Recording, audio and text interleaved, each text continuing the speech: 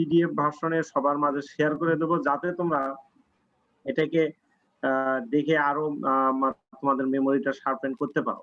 এখন এখানে যে বিষয়টি হলো যে রাজেশ নন্দী যে সাইটটি পড়াচ্ছে সেটা একটা পার্ট, আমার একটা পার্ট। তো এখানে আমার পার্টে যা পড়ানো হয়েছে আজকে তোমাদেরকে আমি সেই হেডিংস গুলো একটু দেখাই, তাহলে তোমাদের মনে পড়বে যে আসলে আমরা কি পড়েছিলাম।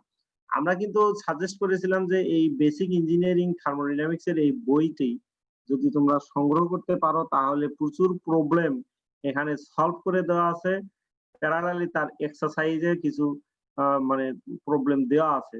এই এক্সাম্পল গুলো সলভ করতে পারলে এক্সারসাইজ অনেকাংশ করা সম্ভব, এবং সেই সাথে যদি তোমরা লাস্ট 3-4 ইয়ার্স এর কোশ্চেন দেখো ফাইনাল এক্সাম এবং ক্লাস টেস্টের, তাহলে মানে আইডিয়াটি আরো ক্লিয়ার হবে যে কি ধরনের প্রবলেম বা কি ধরনের তোমার ডেরিভেশন কিংবা কোশ্চেন গুলো এসে থাকে এবং তার করসপন্ডিং আনসার কি হবে। তুমি এটি কিন্তু কোশ্চেন না দেখলে কোনোভাবেই বুঝতে পারবে না যে কোন কোশ্চেনের কি ধরনের আনসার হয়। যে কারণে অনেকে ফার্স্ট টাইম পরীক্ষার হলে গিয়ে কোশ্চেন দেখে, সে কারণে কিন্তু সে বুঝতে পারে না যে এই কোশ্চেনের আনসার কতটুকু হবে। যখনই সে বুঝতে পারে না তখন সে ওর আশেপাশে যত কিছু আছে সবকিছু লিখে দিয়ে আসে। এতে কিন্তু এক্সামিনার বুঝতে পারে যে তুমি আসলে পারফেক্টলি কোশ্চেনটি বুঝতে পারোনি, এবং একই সাথে তোমার মানে রাইট কোশ্চেনের যে রাইট আনসার সেটি না বোঝার কারণে তুমি যখন লম্বা সময় ধরে এটাকে নিয়ে তার আশেপাশের জিনিসও লিখে দিয়েছে, এটা কিন্তু টাইম কিল হয়েছে। তো সেটি একটা বিষয়। সে কারণে আমার অপিনিয়ন হলো যে তোমরা 2-3 বছর কমপক্ষে কোশ্চেন গুলো দেখো, যাতে করে বুঝতে পারো যে কোশ্চেনের প্যাটার্ন কিরকম, কি ধরনের প্রবলেমস আসে, কি ধরনের ডেরিভেশন আছে, কোথাও ড্রয়িং করতে হয় কিনা, চিত্র আঁকতে হয় কিনা, সেই বিষয়গুলো। তো এই রেনার্ড জয়েলের যে থার্মোডাইনামিক্স বইটা খুব ইজিয়েস্ট একটা বই, এবং এই বইটি ঢাকার নীলক্ষেতে পাওয়া যায়। এছাড়াও হয়তো তোমরা অনেক সিনিয়রের কাছে পেয়েও থাকতে পারো। প্যারালালি আমাদের লাইব্রেরি তো আছেই। আমার মনে হয় যে যারা কালেকশন করতে পেরেছে তারা তো ভালো, এবং এছাড়া এই সময়ে কালেকশন করা হয়তো একটু কঠিন হবে। তারপরেও তোমরা দেখো কিভাবে কিছু করতে পারো, স্পেশালি যারা ঢাকায় আছো তারা হয়তো এই জিনিস পাবে। তো এটি হচ্ছে একটা বেসিক বিষয়। আমরা থার্মোডাইনামিক্সে বলেছিলাম যে ওয়ার্কিং সাবস্টেন্স, পিওর সাবস্টেন্স, এই জিনিসগুলো। থার্মোডাইনামিক্স মানেই হচ্ছে সেখানে ফ্লুইড থাকবে, হিট থাকবে, ফ্লুইড থাকবে, হিট থাকবে, এবং ফ্লুইডে হিট যখনই হবে কিংবা হিটের যে বিষয়টি হয়, কোনো একটা ফ্লুইড হিট গেইন করবে কিংবা হিট ছেড়ে দিবে। এই হিট গেইন এবং ছেড়ে দেওয়ার মাঝে ফ্লুইড কিন্তু তার মানে ভলিউম চেঞ্জ করে ফেলে। কি রকম? যেমন আমি তোমার সিম্পল একটা এক্সাম্পল দেই, যে সাইকেলের টায়ারে যদি তুমি মানে রোদের ভিতরে রেখে দাও, তাহলে দেখবে যে ওই মানে সোলার হিটের কারণে ভিতরের যে বাতাস আছে টায়ারের ভিতরে, সেই বাতাস কিন্তু গ্রাজুয়ালি গরম হতে থাকবে এবং তার এক্সপানশন হতে থাকবে। এক্সপানশন মিনস তার মানে ভলিউম এবং না বাড়লেও, তোমার যদি ধরে নাও যে টিউব একেবারে কনস্ট্যান্ট ভলিউম, সেখানে কিন্তু প্রেসার রাইজ করবে। সো এই যে থার্মোডাইনামিক সিস্টেমে যে ঘটনাটি ঘটে থাকে, যে সেখানে ফ্লুইড থাকতে হবে এবং তাপের আদান প্রদান হবে। তাপের আদান প্রদান যখনই হবে তখন তার ফ্লুইডটা কিন্তু সংকুচিত বা প্রসারিত হবে। এইটাই কারণে আমরা বলি যে যে ফ্লুইডটা এই সিস্টেমে ব্যবহার হয়ে থাকে, this is called the working substance. এবং এই সাবস্টেন্স গুলো সামটাইমস পিওর সাবস্টেন্স হিসেবে তোমার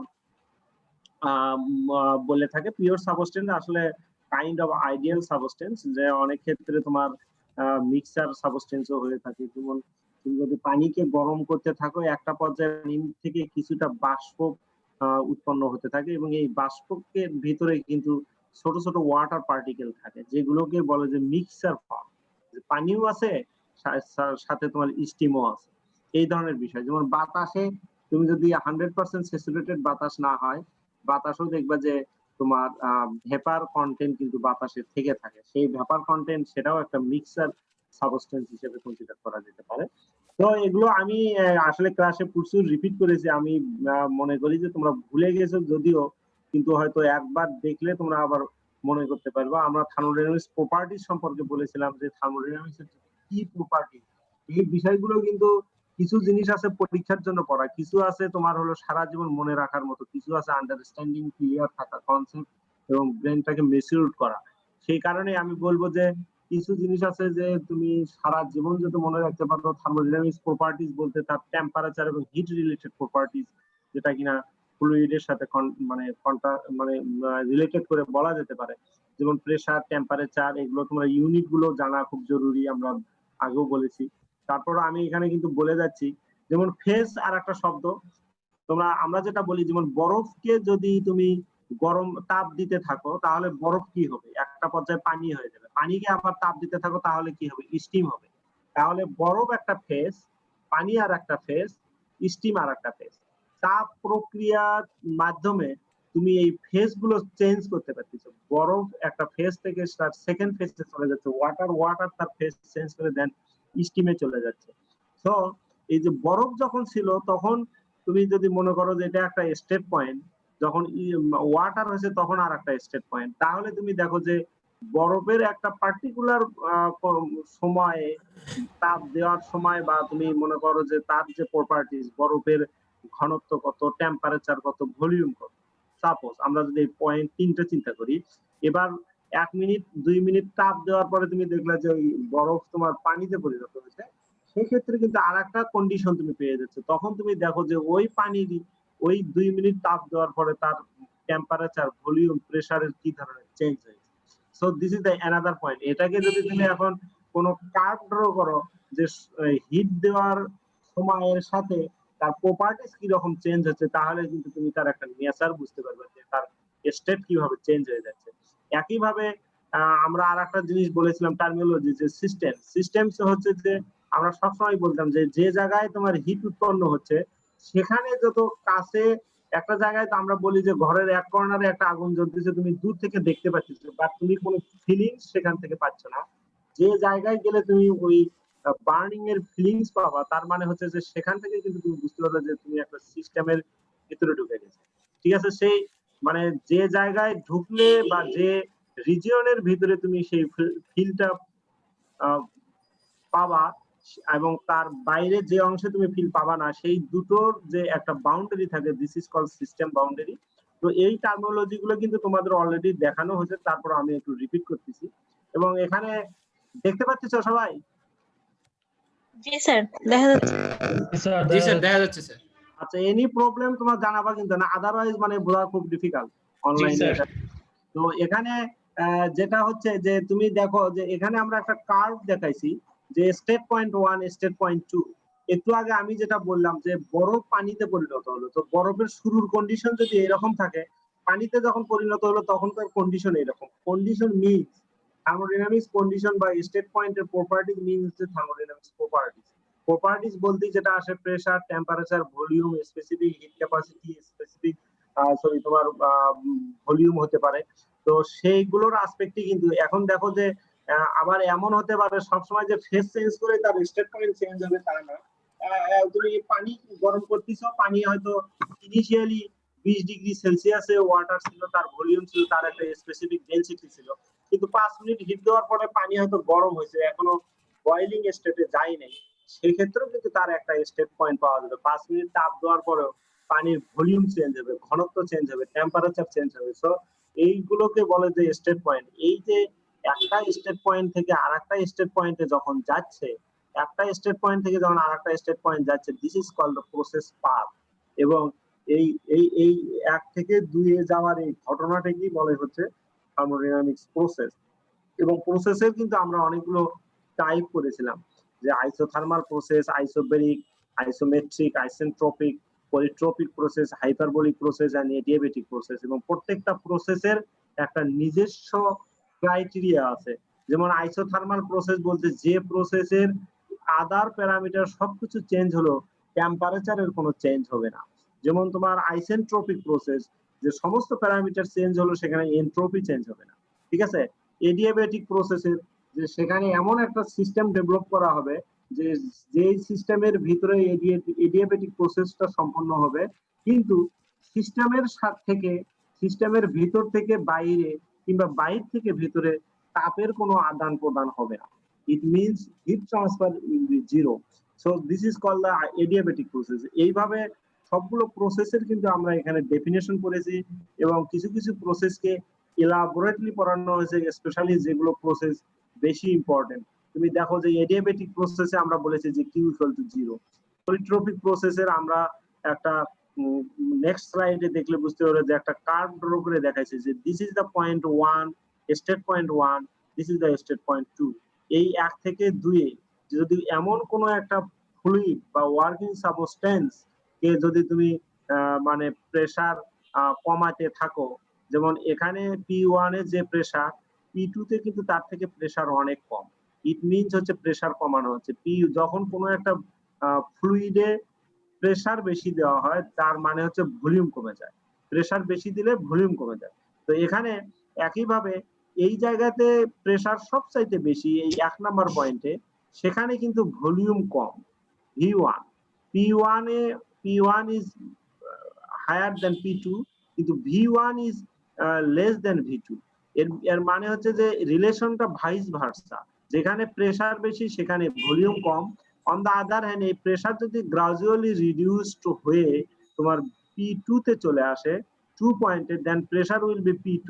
এবং এই পয়েন্টের যখন ভলিউম রিলিজ হয়ে গেছে, ভলিউম কমে, সরি প্রেসার রিলিজ হয়েছে, প্রেসার কমে গেছে, তার মানে হচ্ছে তোমার সেখানে কিন্তু ভলিউমটা বেড়ে গেছে, এবং যে কারণে V2 2 পয়েন্টের ভলিউম ইজ V2। এবং এখান থেকে তোমরা ইজিলি বুঝতে পারতেছো যে রিলেশনটা কি রকম হয়। এবং কোনো একটা সিস্টেমের আমরা বলেছি যে, সরি, কোনো একটা প্রসেসের সম্পন্ন হওয়ার পরে আমরা যদি বলি এই প্রসেসের মাধ্যমে কতটুকু কাজ সম্পন্ন হলো, তাহলে কিন্তু সেই কার্ভের নিচের এরিয়া কে অনেক সময় ইন্টিগ্রেশন করে তার কিন্তু ওয়ার্ক ডানটা বের করা যায়। সেই কন্ডিশনই এখানে ওয়ার্ক ডানটা বের করেছে। তুমি দেখো যে 1 নাম্বার 1 পয়েন্ট থেকে একটা ভার্টিক্যাল লাইন ড্র করে নিয়ে আসছে, নাম্বার 2 থেকে আর একটা ভার্টিক্যাল লাইন ড্র করে নিয়ে আসছে। ইট মিনস এই যে অংশটুকু, এই অংশটুকুই হচ্ছে তোমার মানে work done by the process state point from 1 to 2। তার মানে হচ্ছে এই অংশটাকে তুমি ইন্টিগ্রেশন করতে যদি পারো, এটাকে ইন্টিগ্রেশন করতে হচ্ছে, এই কারণে তোমরা এগুলো ম্যাথমেটিক্সে করতেছো বা করেছো হয়তো। এই ইন্টিগ্রেশনের অন্যতম মানে উদ্দেশ্য বা কারণ হচ্ছে যে তুমি যখন কোনো এই ধরনের রিজিয়ন বা এই ধরনের এরিয়া যখন ইরেগুলার শেপ হয়, তখন সেটিকে ইন্টিগ্রেশন করে বের করা সম্ভব। যখন রেগুলার শেপ হয়, হয়তো সার্কেল, হয়তো রেক্ট্যাঙ্গেল, হয়তো স্কোয়ার, সেক্ষেত্রে ইজিলি তুমি কমন ওয়েল ফর্মুলা দিয়ে তুমি কিন্তু সেটা বের করতে পারো। কিন্তু যখনই ইরেগুলার শেপ হচ্ছে, দ্যাট মিনস এটা এভাবে করতে হয়। এবং সে আলোকেই তোমার কিন্তু এখানে দেখো যে ছোট্ট একটা স্ট্রিপ নিয়ে সেটিকে ইন্টিগ্রেশন করেছে, এবং যেটি ইন্টিগ্রেশন করার ফলে আমরা এগুলো আগেই করছি, এগুলো আর মোর ডিটেইলসে যাব না, এটাকে কিন্তু আরো ইলাবোরেট করতে পারো তোমরা। করে দেখো যে work done for the polytropic process P1 V1 P2 V2 divided by n-1। n is the polytropic index. এই ইন্ডেক্সটা অনেক সময় দেওয়া থাকে বা বলা থাকে, যারা ইন্ডেক্স বিভিন্ন ধরনের এক্সপেরিমেন্ট করে ইন্ডেক্স অলরেডি জেনারেট করেছে, যে পলিট্রপিক প্রসেসের ইন্ডেক্স সাধারণত এই ধরনের হয়ে থাকে। এবং এসবের উপরে ভিত্তি করেই তোমার কিন্তু ম্যাথমেটিক্স করানো হয়েছে 1-2টা, এবং বলা হয়েছিল যে বইয়ে আরো কিছু প্রবলেম আছে। যেমন আরেকটা হচ্ছে যে ক্যালোরিমেট্রি, যেটা হলো যে তোমার থার্মাল কোয়ান্টিটি, যেমন স্পেসিফিক হিট ক্যাপাসিটি এবং ক্যালোরিফিক ভ্যালু ডিটারমিনেশন করা যায় একটা ক্যালোরিমেট্রির মাধ্যমে। এবং সেখানে তোমার বলা হয়েছে যে একটা সিম্পল থার্মোডাইনামিক্সের যা কিছু করতেছি সব কিন্তু প্র্যাকটিক্যাল লাইফের সাথে ওতপ্রোতভাবে জড়িত। যেমন তোমার বাসায় যে ডোমেস্টিক ফ্রিজ আছে, সেখানে থার্মোডাইনামিক্সের অ্যাপ্লিকেশন আছে। তোমার বাসায় যে এয়ার কন্ডিশনিং আছে, সেটাতে তোমার থার্মোডাইনামিক্সের অ্যাপ্লিকেশন। গাড়িতে যদি তুমি ইঞ্জিনের কথা চিন্তা করো, সেখানে তোমার থার্মোডাইনামিক্স আছে। তোমার প্রেসার কুকার, সেখানে থার্মোডাইনামিক্স আছে। Everywhere this are the example of the practical life. So সেখানে একটাই জিনিস দেখো, এখানে বলছে যে ইঞ্জিনের ভিতরে যে পরিমাণ তাপ এনার্জি ইনপুট দেওয়া হয়, সমস্ত তাপ এনার্জি কাজে পরিণত হয় না। যদি কাজে পরিণত হতো তাহলে তাকে বলা হতো যে 100% ইফিসিয়েন্ট ইঞ্জিন, যেটা বাস্তবে কোনোভাবেই সম্ভব নয়। আমরা জানি যে হিট ইঞ্জিন মানে তাপীয় ইঞ্জিন যেগুলো আছে, সমস্ত ইঞ্জিনের ইফিসিয়েন্সি, থার্মাল ইফিসিয়েন্সি ম্যাক্সিমাম 40-41% হয়ে থাকে। ইট মিনস 60 বা 59% মানে এনার্জি লস হয়ে থাকে, যা এনার্জি ইনপুট দেওয়া হয়। এখানে তুমি দেখো যে এখানে একটা সিম্বলিক ফর্মে দেখানো হয়েছে যে কিউ পরিমাণ এনার্জি যদি কোনো ইঞ্জিনে সাপ্লাই দেওয়া হয় সেখান থেকে অনলি ডাব্লু পরিমাণ ওয়ার্ক ডান পাওয়া যায়, এবং বাকি কিউ যদি 10 ইউনিট হয়, ডাব্লু যদি 4 ইউনিট হয়, দেন সিঙ্ক মানে হচ্ছে সারাউন্ডিং এ চলে যাচ্ছে কিউ মাইনাস ডাব্লু পরিমাণ এনার্জি। তার মানে হচ্ছে কি 10 মাইনাস 4 6 পরিমাণ অ্যামাউন্ট তোমার লস হয়ে যাচ্ছে, যেটি কিন্তু আলটিমেটলি কিছু করার নাই। এটা বহু গবেষণা করেও এর উপরে উঠানো সম্ভব হয়নি। তো এটি হচ্ছে যে প্রপারলি রান করার জন্য। তো এখানে তোমার এই যে প্রিন্সিপাল অফ থার্মোডাইনামিক্স ইঞ্জিনের জন্য যে একটা ওয়ার্ক ডান মানে আমরা যদি বলি যে ইফিসিয়েন্সির আমরা কমন টার্মিনোলজি জানি যে output divided by input, output divided by input. যে কোনো কিছুরই তুমি যদি ইফিসিয়েন্সি বের করতে চাও, দেন এই মানে কমন ফেনোমেনাটা ইউজ হয়ে থাকে যে আউটপুট ডিভাইডেড বাই ইনপুট। এই যে ইঞ্জিনে কিউ পরিমাণ এনার্জি দিয়েছি, সেখান থেকে যে ডাব্লু পরিমাণ ওয়ার্ক ডান পাওয়া গেছে, সেখান থেকে কিন্তু ইজিলি বোঝা যাচ্ছে যে output is the W, input is the Q. সেই আসপেক্টে কিন্তু আমরা এই ডেরিভেশনটা করে ফাইনালি আমরা একটা কন্ডিশনে পৌঁছে গেছিলাম যে these are the final form of thermal efficiency. তোমরা এগুলো নিজেরা একটু দেখলেই বুঝতে পারবে, কারণ এত কিছু তো রিপিট করা সম্ভব নয়। আমি তারপরও যতটুকু সম্ভব তোমাদেরকে রিপিট করেই যাব ভাবছি, যাতে তোমরা গোটা সিলেবাসটা তোমাদের একেবারে মানে আয়ত্তে চলে আসে। এবং তোমাদের জন্য আমার একটা অপিনিয়ন হচ্ছে যে তুমি সমস্ত কোর্স গুলো এখন যদি খুব রিল্যাক্স মুডে ধীর গতিতেও যদি তুমি সুন্দর করে গোছায়া রাখো, যাতে করে যখনই বিশ্ববিদ্যালয় ওপেন হোক তুমি যেন দ্রুত একটা মানে সাকসেসফুল প্রিপারেশন নিতে পারো। কারণ হলো যে যখন কিন্তু বিশ্ববিদ্যালয় ওপেন হবে তখন এত বেশি প্রেসার ক্রিয়েট হবে যে তুমি মানে ওইভাবে প্রস্তুতি নেওয়ার সময় পাবে না। কারণ এই যে একটা টাইম গ্যাপ হয়ে গেছে, এটাকে রিকভার করার ট্রাই করবে সবাই সব দিক থেকে। সে কারণে তুমি এই যে এখন ফ্রি টাইম পেয়েছো, এই টাইমে যদি কোর্স গুলোকে খুব রিল্যাক্স মোডে মানে অত তোমার মানে এফোর্ট দিয়ে নয়, আস্তে আস্তে যদি কারণ হিউজ টাইম তোমার হাতে, সেই আসপেক্টে তুমি যদি প্রিপারেশন নিয়ে গোছায়া রাখো মেটেরিয়ালস গুলো, যাতে করে তুমি ইজিলি অল্প সময়ে প্রিপারেশন নিয়ে ফাইনাল করতে বুঝতে পারো। এবং এমনও হয় যে তোমার ঢাকা ইউনিভার্সিটিতে কিন্তু এমন হয়েছে যে এক সেমিস্টারের সমস্ত ক্লাস শেষ করে তারা পরের সেমিস্টারের ক্লাস শুরু করছে ওই আগের সেমিস্টারের পরীক্ষা না নিয়ে। তারা বলেছে যে পরপর 2 সেমিস্টার ক্লাস শেষ করে এমন হবে বিশ্ববিদ্যালয় যদি খুলে যায়, দেন হচ্ছে তোমার 2 সেমিস্টারের শুধু পরীক্ষা চলতে থাকে। তো সেই রকমও কিন্তু হওয়াটা মানে সম্ভব যদি তোমার অল্প সময়ের মধ্যে না খুলতে পারে। তো তোমরা ওইভাবে প্রস্তুতি নিতে থাকো। এরপরে যেটা হচ্ছে যে আমরা এই ধরনের একটা প্রবলেম করেছিলাম যে মানে একটা পেট্রোল ইঞ্জিনের কি পরিমাণ পেট্রোল প্রতি ঘন্টায় দেওয়া হচ্ছে, এবং আমরা জানি যে ক্যালোরিফিক ভ্যালু একটা টার্মিনোলজি। যেমন আমি সবসময় বলতাম যে 1 litre kerosene, 1 litre petrol, 1 litre diesel, তিনটাকে তুমি আলাদা আলাদা ভাবে বার্নিং করো, তিনটা থেকে কিন্তু একই পরিমাণ তাপ উৎপন্ন হবে না। তার মানে নিজস্ব প্রপার্টিজ এর কারণে তোমার হচ্ছে যে হিট রিলিজ কম বেশি হবে। তো এটি করতে গিয়ে তোমার এখন তার মানে কিভাবে বের করা যাবে যে 1 কেজি কাঠ পুড়ালে কত তাপ উৎপন্ন হবে, 1 কেজি কয়লা পুড়ালে কত তাপ উৎপন্ন হবে, প্রত্যেকটার কিন্তু সায়েন্টিস্টরা এগুলো বের করে করে আলাদা আলাদা ভ্যালু বের করে রেখেছে। যে কারণে এবং সেটিকে সংক্ষেপে প্রকাশ করার জন্য যে টার্মিনোলজি ইউজ করা হয়, দিস ইজ কল্ড ক্যালোরিফিক। তোমাকে যদি কেউ বলে যে 10 কেজি মানে কয়লা পুড়ানো হয়েছে, সেখান থেকে কত তাপ উৎপন্ন হবে, তোমার যদি জানা থাকে যে ক্যালোরিফিক ভ্যালু অফ কয়লা বা কোল মানে পার কেজিতে কি পরিমাণ তাপ উৎপন্ন হবে, তাহলে তুমি ইজিলি 10 কেজির জন্য বের করতে পারতেছো। তো সেটাই তোমার এক্সপ্রেস করে ক্যালোরিফিক ভ্যালু দিয়ে। এখানে যেমন একটা পেট্রোল ইঞ্জিনে 20.4 কেজি অফ পেট্রোল যদি বার্নিং হয় এবং সেই পেট্রোলের যদি calorific value 43 mega joule per kg হয়, তাহলে বলছে যে এবং ইঞ্জিনের thermal efficiency 20%, then determine the output of the engine and energy, কি পরিমাণ রিজেক্টেড হচ্ছে প্রতি মিনিটে, কি পরিমাণ এনার্জি রিজেক্টেড হচ্ছে। এই ইকুয়েশন গুলো ইউজ করে কিন্তু এইভাবে করা যায়। এবং একটু আগে যে আমরা থার্মোডাইনামিক ইঞ্জিনের যে এই যে কিউ পরিমাণ এনার্জি দিয়ে ডাব্লিউ পরিমাণ ওয়ার্ক ডান এবং লস হচ্ছে কিউ মাইনাস ডাব্লিউ, সেই এই ডেরিভেশনের উপর ভিত্তি করে এই প্রবলেম করানো। যে কোনো প্রবলেম করার আগে তোমাকে একটা বিষয় চিন্তা করতে হবে যে ইউনিট গুলো কিভাবে চেঞ্জ হচ্ছে। Unit factor is the very big factor. তুমি একটা প্রবলেমের ভিতরে কিছু নিউমেরিক্যাল ভ্যালু পেয়ে গেলে আর ইকুয়েশনে বসাই দিলা, ইকুয়েশনে কোন ইউনিটে বসাইলে তার আউটপুট কি ইউনিটে বের হবে সেটি কিন্তু তোমার ক্লিয়ার আন্ডারস্ট্যান্ডিং না থাকলে তোমাকে যে কোনো সময় মানে একটা মানে ট্রিক্স টাইপের কোশ্চেন বা প্রবলেম সেট করে দিলে তুমি কিন্তু ভুল হওয়ার চান্স খুবই বেশি। এরপরে দেখো আমরা বলছিলাম যে সিস্টেম, প্রথমেই যেমন বললাম যে একটা থার্মোডাইনামিক সিস্টেম বলতে যেটা বোঝায় যে তার একটা বাউন্ডারি থাকবে এবং সেই বাউন্ডারির বাইরের অংশটাকে বলা হয় সিস্টেমের সারাউন্ডিং, ভেতরের অংশটাকে বলা হয় তার সিস্টেম।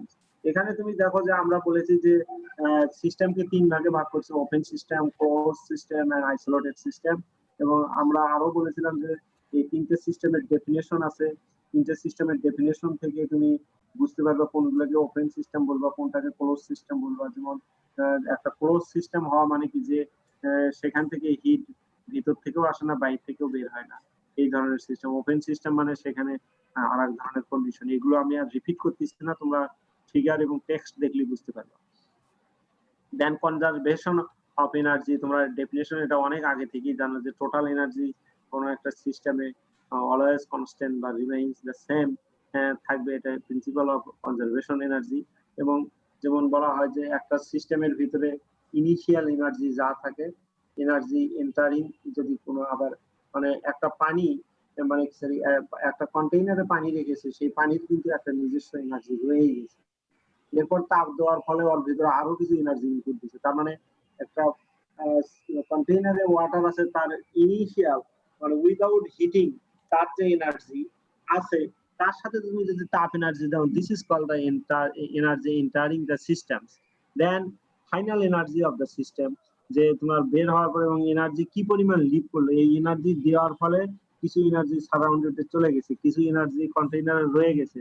তো এই দুটো যোগ করলে আর পূর্বের দুটো যোগ করলে দেখা যাবে যে এনার্জি অলওয়েজ কনস্ট্যান্ট হয়ে আছে। ঠিক আছে, সেই কথাটাই এখানে কিন্তু মিন করেছে। এবং এগুলো জিনিস বলা আছে, আমি কিছু তোমাদের টার্মিনোলজি দিয়েছিলাম যে কোনো একটা সিস্টেমে যদি তাপ এনার্জি আমরা দেই, যেমন if heat is received, if heat is received in any system then Q is positive, মানে সিস্টেমের ভিতরে তাপ দেওয়া মানে এটাকে আমরা ধরে নেব যে এটাই স্বাভাবিক, যে কারণে কিউ পজিটিভ।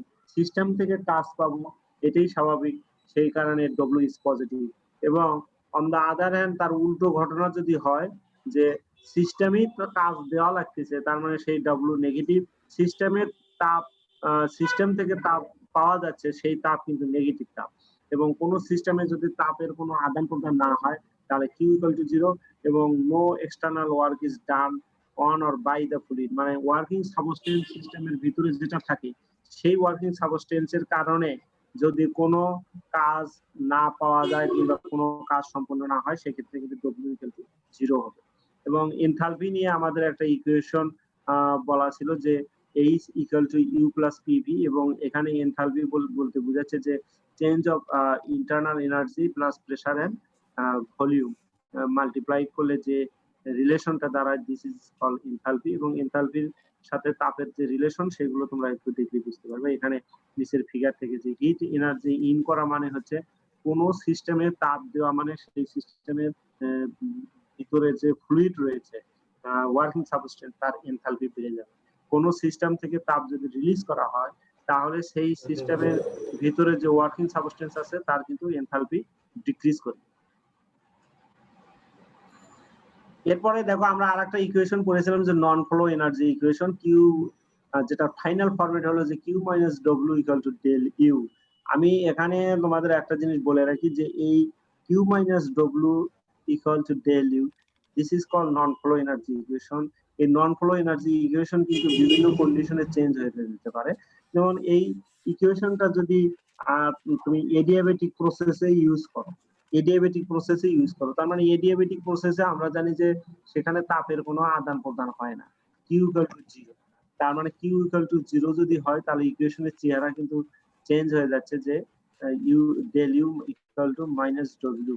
আবার তুমি যদি ডব্লিউ এর কথা চিন্তা করো, যে কোনো একটা প্রসেস যদি এমন হয় যে কনস্ট্যান্ট ভলিউম প্রসেস, সেই ক্ষেত্রে তুমি দেখবে যে কনস্ট্যান্ট ভলিউম প্রসেসের আমরা যদি ওয়ার্ক ডান বের করতে চাই, ওয়ার্ক ডান ইকুয়াল টু, ভালো করে শোনো, work done equal to integration of P into d V. এটা হচ্ছে একটা ইকুয়েশন যে work done W equal to integration of P into d V. D V মানে কি, যে ভলিউম, চেঞ্জ অফ ভলিউম। তো যখন কনস্ট্যান্ট ভলিউম, তার মানে কি ভলিউমের কোনো চেঞ্জ নাই, প্রসেসে ভলিউমের কোনো চেঞ্জ নেই, শুরুতে যে ভলিউম ছিল শেষেও সেই ভলিউম। সেই ক্ষেত্রে তোমার V, del V equal to zero. Del V যখন জিরো, টোটাল ইন্টিগ্রেশনটা রাইট সাইড জিরো হয়ে যাচ্ছে, it means W equal to zero. তার মানে তোমাকে যদি কেউ বলে যে নন ফ্লো এনার্জি ইকুয়েশন যদি কনস্ট্যান্ট ভলিউম প্রসেসের জন্য অ্যাপ্লাই করা যায়, then equation will be change, এবং সেই ফর্মটা হবে Q equal to del U, it means W equal to zero. এবং ডেল ইউ কেও আবার চেঞ্জ করা যায়, যে আইসোথার্মাল প্রসেস যদি হয়, isothermal process del U equal to M S del T. একটা ইকুয়েশন আছে del U equal to M S del T. M is হচ্ছে মাস, এস হলো specific heat capacity, and del T হলো change of temperature. তা isothermal প্রসেসে আমরা জানি যে টেম্পারেচার ইজ কনস্ট্যান্ট, থার্মাল প্রসেসে টেম্পারেচার ইজ কনস্ট্যান্ট। তাহলে ডেল টি যদি জিরো হয় তাহলে কিন্তু ডেল ইউ জিরো হয়ে যাচ্ছে। তার মানে কি দাঁড়ালো, যদি আইসোথার্মাল প্রসেস হয় তাহলে এই নন ফ্লো এনার্জি ইকুয়েশনের চেঞ্জিং ফর্মটা হবে কিউ ইকুয়াল টু ডব্লিউ। এবং তোমার তিনটা কন্ডিশনের জন্য কিন্তু ইকুয়েশন টোটালি তিন ধরনের আকৃতি ধারণ করতেছে। তোমার এডিয়াবেটিকে W zero, constant volume, sorry এডিয়াবেটিকে কিউ জিরো, কনস্ট্যান্ট ভলিউমের ডব্লিউ জিরো, এবং আইসোথার্মাল প্রসেসের ডেল ইউ জিরো। তিনটা কন্ডিশনই যদি তুমি আলাদা আলাদা করে চিন্তা করো তাহলে ইকুয়েশনের চেহারা চেঞ্জ হয়ে যাচ্ছে। এবং এই যে প্রিভিয়াস স্লাইডে যে বিষয়গুলো দেখানো হলো তার আসপেক্টে কিন্তু এখানে প্রবলেম দেখানো হয়েছে। দুটো প্রবলেম হোমওয়ার্ক হিসেবে দেওয়া হয়েছিল, এবং এই টাইপের প্রবলেম ওই রেনার্ড জয়েলের বইয়ে আরো রয়ে গেছে।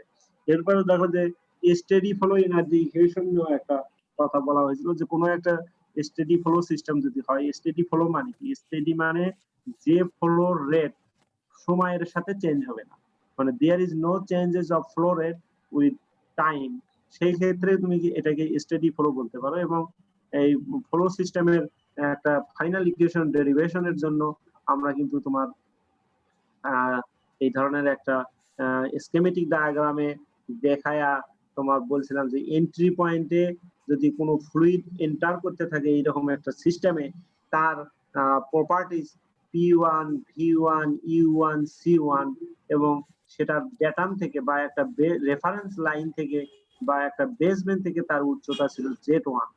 প্যারালালি সিস্টেমের ভিতরে যদি তাপ দেওয়া হয়, আমরা পজিটিভ ভাবে চিন্তা করতেছিলাম যে কোন সিস্টেমে তাপ দেওয়া হয়, দিস ইজ দ্য কমন ফিনোমেনা, এবং সিস্টেম থেকে ওয়ার্ক ডান পাওয়া যায়, দিস ইজ অলসো কমন ফিনোমেনা। এবং সেই সিস্টেমের যে দিক দিয়ে ফ্লুইড বের হয়ে যাচ্ছে সেখানকার প্রপার্টি যদি মাপি তাহলে P2, V2, U2 and C2, এবং সেগুলোকে তুমি যদি এই ইকুয়েশন অনুযায়ী রিঅ্যারেঞ্জ করতে থাকো, ফাইনালি কিন্তু তুমি একটা ইকুয়েশন পাচ্ছ যে H1 C1 square divided by 2 plus Q H2 C2 square divided by 2 plus W। So এই ইকুয়েশনটাকে কিন্তু তোমার বলা হয় যে স্টেডি ফ্লো এনার্জি ইকুয়েশন। তোমরা এটা নিজেরা আরেকটু পড়লে, যেহেতু আমি পড়াইছি সেটাও তোমাদের হয়তো কিছুটা স্মরণে আসবে। Continuity of mass flow, continuity of mass flow মানে এই ইকুয়েশনটা কিন্তু আমরা পড়ানো হয়েছিল যে for a fluid substance flowing through a steady flow open system, the mass flow rate through এটা থ্রো হবে THR হবে, any section in the system must be constant। এখানে বলছে যে আসলে এই রকম যদি একটা স্টেডি ফ্লো সিস্টেম হয়, তুমি এই জায়গায় মাপো তার মাস ফ্লো রেট, এই জায়গায় মাপো তার মাস ফ্লো রেট, এই জায়গায় মাপো তার মাস ফ্লো রেট, এভরি পয়েন্টে মাস ফ্লো রেট সমান হবে। এবং সেইটার উপর ভিত্তি করেই তোমার একটা ইকুয়েশন দাঁড় করাইছে যে m dot equal to a into c divided by nu. m হচ্ছে mass flow rate, m dot is the mass flow rate, nu হচ্ছে তোমার স্পেসিফিক ভলিউম। একটা নরমাল ফ্লুইডের ভলিউম যদি মিটার কিউব হয়, যখনই স্পেসিফিক হবে তখন পার কেজি, যে 1 কেজি পরিমাণ ফ্লুইডের ভলিউম কত, this is called specific volume, এবং যেটাকে নিউ দ্বারা প্রকাশ করেছে। C is the velocity metre per second, A হচ্ছে যে জায়গায় তুমি মাস ফ্লো রেটটা মাপবা মেপে নেওয়া হবে সেই জায়গায় cross sectional area. So these are the terminology how to formulate the continuity of mass flow with relation of steady flow energy system, steady flow open system. এই যে স্টেডি ফ্লো ওপেন সিস্টেমের equation use করে problem solve করেছিলাম আমরা, এবং বারবার একটা জিনিস বলা হয়েছিল যে ইকুয়েশনের যে কয়েকটা form, this is call H1, this is call H1, U1 P1 plus P1 into V1। যদি কোনো প্রবলেমে আমি মানে এক্সপেক্ট করব যে এই প্রবলেম গুলো তোমরা বাসায় বসে এখন কিন্তু হাতে সলভ করতে পারো। প্রবলেম যদি তুমি বসে থেকে শীটে দেখতে থাকো, আসলে ফাইনাল এক্সামে গিয়ে প্রবলেম সলভ করতে পারবে না। এটাকে তোমাকে সত্যিকার অর্থে হাতে কলমে প্র্যাকটিস করতে হবে, এবং এই ধরনের প্রবলেমে বইয়ে এক্সাম্পলও করে দেওয়া আছে, এক্সারসাইজে তো আছেই। তো সেই আসপেক্টে তুমি যখন করতে শুরু করবে তখন দেখবে যে তার কন্ডিশন গুলো কিভাবে বিভিন্ন সময় চেঞ্জ হতে থাকে। এখানে যেমন আমি বলছিলাম যে U1 plus P1 into V1, এর মানে হচ্ছে দিস ইজ এনথালপির ইকুয়েশন। এই এনথালপি যদি তোমার দেওয়া থাকে ডাইরেক্টলি, তাহলে কিন্তু তোমার এই ধরনের এলাবোরেট ফর্মে ইকুয়েশনটা লেখার দরকার নেই, এখানে সরাসরি H1 এবং সরাসরি H2। যদি এনথালপি না দেওয়া থাকে, যদি তোমার পার্টিকুলার প্যারামিটার গুলো সেপারেটলি দেওয়া থাকে, যেমন internal energy, pressure, specific volume, then you have to use this equation. এবং সেখানে ভেলোসিটি, কি পরিমাণ এনার্জি ইনপুট হচ্ছে, কি পরিমাণ ওয়ার্ক ডান পাওয়া যাচ্ছে, এবং এই যে ইকুয়েশনটার তো সমস্ত প্যারামিটারের সামনে পজিটিভ সাইন, কিন্তু according to the information of the given problem তোমার এই প্যারামিটার গুলোর সামনে কিন্তু সাইন চেঞ্জ হয়ে যেতে পারে। যেমন কোন সিস্টেমে তাপ দিচ্ছে, সেই রকমই যদি ইনফরমেশন দেওয়া থাকে তাহলে কিউ সরাসরি যে নিউমেরিক্যাল ভ্যালু দেওয়া আছে সেটাই বলবে, কিন্তু যদি কোনো সিস্টেমে তার উল্টো ঘটনা থাকে তাহলে কিউ কিন্তু মাইনাস হয়ে যেতে পারে। যেমন এই প্রবলেমে কি বলেছে আমি আসলে ডিটেইলস বলতেছি না।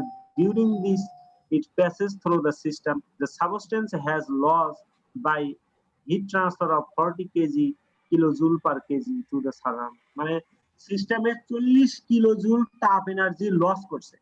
আমরা তো জানি যে সিস্টেমের ভিতরে তাপ দিলে সেই তাপ পজিটিভ, কিন্তু সিস্টেম থেকে যদি কোনো তাপ বের হয়ে যায় তার মানে কিন্তু তাপটা নেগেটিভ হয়ে গেছে, যে কারণে ভ্যালু দেওয়া আছে 40 কিলোজুল পার কেজি।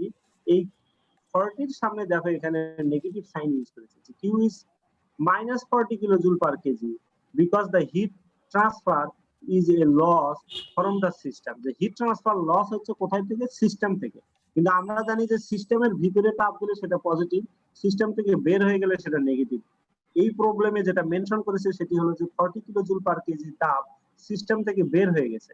তো সেটি কারণে এখানে দেখো যে সমস্ত প্যারামিটার গুলো বসাইলেও তোমার কিউ এর সামনে পজিটিভ, বাট যখন ভ্যালু ইনপুট দিয়েছে তখন কিন্তু 40 ইজ নেগেটিভ।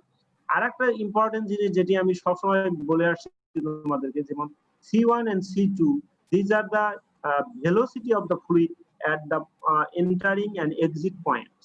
So এখানে দেখো যে এন্টারিং পয়েন্টের ভেলোসিটি দেওয়া ছিল 220 মিটার পার সেকেন্ড, এক্সিট পয়েন্টের ভেলোসিটি হচ্ছে 145 মিটার পার সেকেন্ড।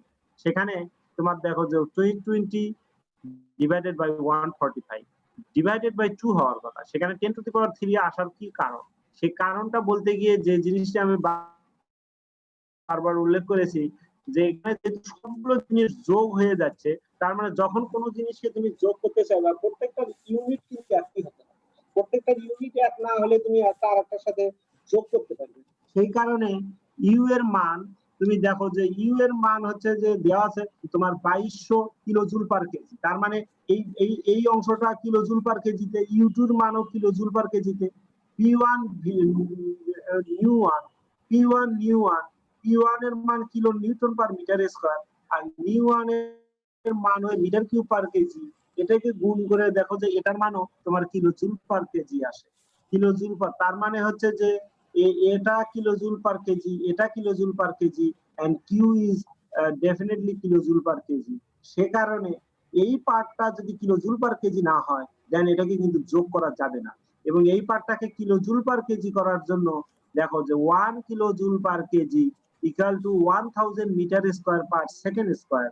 এই 220 কে যখন তুমি মিটার পার সেকেন্ড স্কয়ার করছো তখন কিন্তু এটা ইউনিট হয়ে গেছে metre square per second square, এবং এই metre square per second square কে কিলো জুল পার কেজিতে দিতে গেলে 10⁻³ আই মিন 1000 দ্বারা ভাগ দিয়েছে, দেন এই গোটা ব্র্যাকেট পার্টটা converted to the unit of kilo joule per KG, তখনই তুমি যোগ করাটা জাস্টিফিকেশন আছে, যে কারণে কিন্তু 10⁻³ এসেছে। মুখস্থ করার কিছু নাই, তোমাকে কিন্তু এটি বুঝতে হবে যে কি কারণে 10⁻³ এসেছে। এইরকম সেভারাল প্রবলেমস এক্সাম্পল এন্ড এক্সারসাইজে দেওয়া আছে রেনার জয়েলের বইয়ে। আমি আশা করবো যে তোমরা এগুলোকে সলভ করবে এবং সলভ করলে বুঝতে পারবে যে আসলে কিভাবে এটি আসছে। এরপরে আমরা এন্ট্রপি পড়েছিলাম, one of the important thermodynamics properties. যে কোনো আমরা যেটা জানি যে থার্মোডাইনামিক সিস্টেমে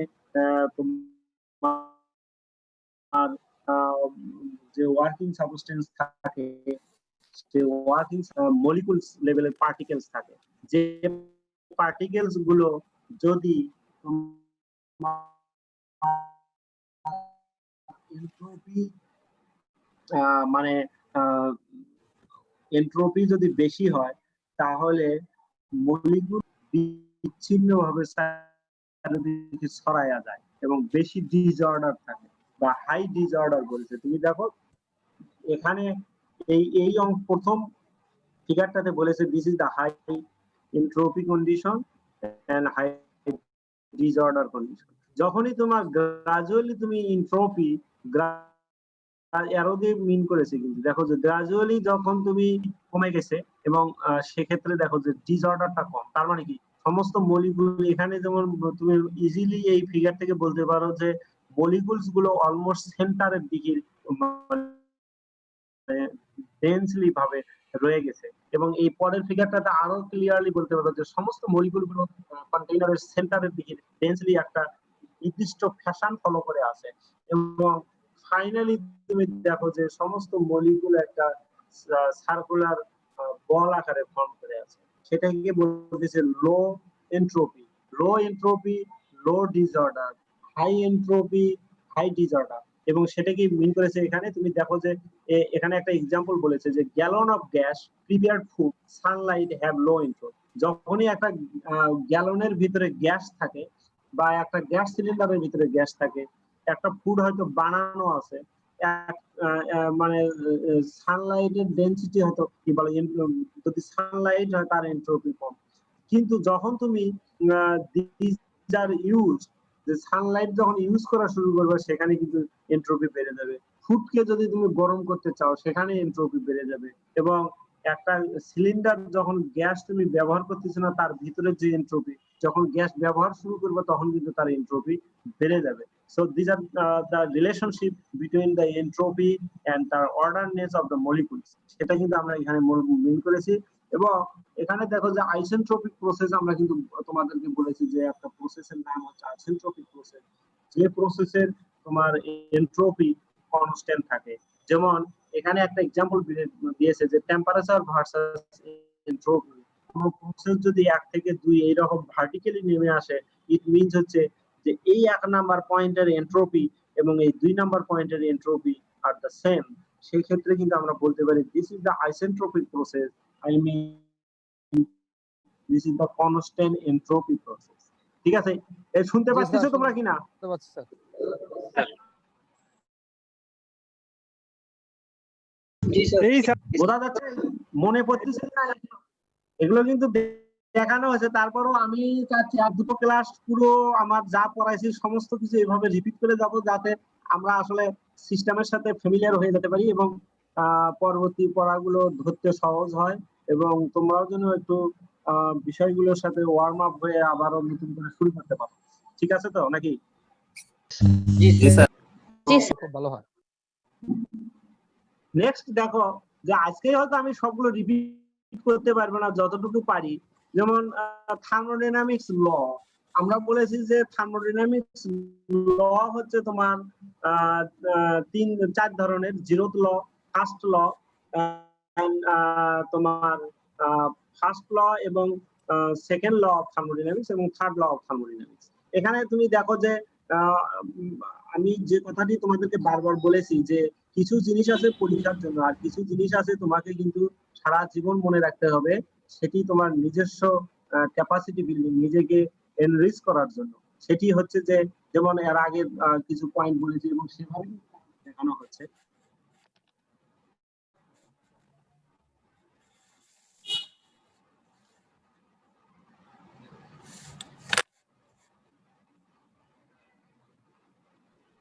তোমরা একটু ওয়েট করো।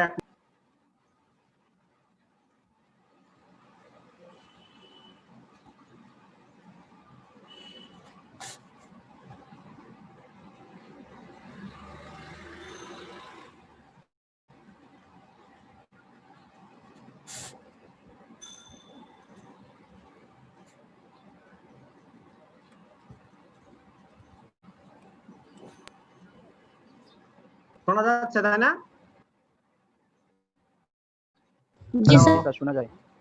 শোনা যাচ্ছে। আচ্ছা, আমরা যেটা বলতেছিলাম যে ল গুলো তুমি এমন ভাবে, হয়তো লর স্টেটমেন্ট তোমার মনে থাকবে না, কিন্তু ল গুলোর যদি এক্সাম্পল তোমার মনে থাকে, ল গুলোর যদি তোমার একটা কি টার্মিনোলজি মনে থাকে, যেমন আমরা বলেছি যে জিরোথ ল, এটা একটা ইকুইলিব্রিয়াম প্রিন্সিপালে চলে।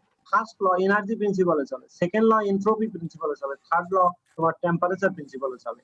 এবং তুমি যদি সেগুলোর এক্সাম্পল বলতে পারো যে ফার্স্ট লর এক্সাম্পল কি, জিরোথ লর এক্সাম্পল কি, তোমার সেকেন্ড লর এক্সাম্পল কি, থার্ড লর এক্সাম্পল কি, তাহলে কিন্তু তুমি বুঝতে পারবে যে সেগুলো প্র্যাকটিক্যাল লাইফে কে তার ব্যবহারটা কোন পর্যায়ে আছে। আমরা আসলে জানতে চাই যে তোমার তুমি কতটুকু করেছো, কতটুকু জানো, সেটি কিন্তু একটা ইম্পর্টেন্ট। এবং আরেকটা বিষয় হলো থার্মোডাইনামিক্সে যেহেতু প্র্যাকটিক্যাল ক্লাস আছে, সে কারণে কিন্তু এই কোর্সটিতে তোমার এই থিওরি থেকে অনেক কিছু জিজ্ঞেস করবে। তোমাকে জিজ্ঞেস করতেই পারে জিরোথ ল বলতে তুমি কি বোঝো, জিরোথ লর এক্সাম্পল কি, প্র্যাকটিক্যাল লাইফে জিরোথ ল, যে তোমরা যে এখানে কি তোমরা প্রত্যেকেই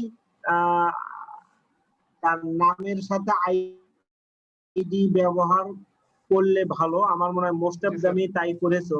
তো কারণ আমি তো এটা আবার রেকর্ডিং করি নাই যদিও, কিন্তু আমি কিন্তু প্রিভিয়াস ওই আমাদের আর্কাইভ যে সেকশন আছে সেখান থেকে কিন্তু আমি বের করে এই অ্যাটেন্ডেন্স গুলো নিতে পারবো যে কে কে উপস্থিত থাকবে। যদি কারোর নামের সাথে আইডি না থাকে, better to renaming by using your ID number. ঠিক আছে, এটি থাকলে ভালো। আমার মনে হয় মোস্ট অফ দেমই তাই করেছো। আজকে যদি আমরা এ পর্যন্তই রেখে দেই, নেক্সট ক্লাসে আমি তোমাদেরকে রিপিট করে দেন আমরা ফাইনালি নতুন চ্যাপ্টারে শুরু করতে পারবো হয়তো, আশা করতেছি। এখানে তুমি দেখো যে রাজেশ ক্লাস নিচ্ছে মঙ্গলবারে তার যে টাইম, আর আমি কিন্তু প্রতি বৃহস্পতিবারে 11টায় ক্লাস নেবো। ঠিক আছে, তো তোমাদের কোনো জিজ্ঞাসা আছে কিনা এ পর্যন্ত বলতে পারো। হ্যাঁ, স্লাইড আমি পুরো স্লাইড তোমাদের পিডিএফ পাঠাবো। ঠিক আছে, তো তোমাদের যদি কোনো জিজ্ঞাসা না থাকে তাহলে আজকে এ পর্যন্তই। জি sir. Okay sir. Next class ইনশাআল্লাহ দেখা হবে।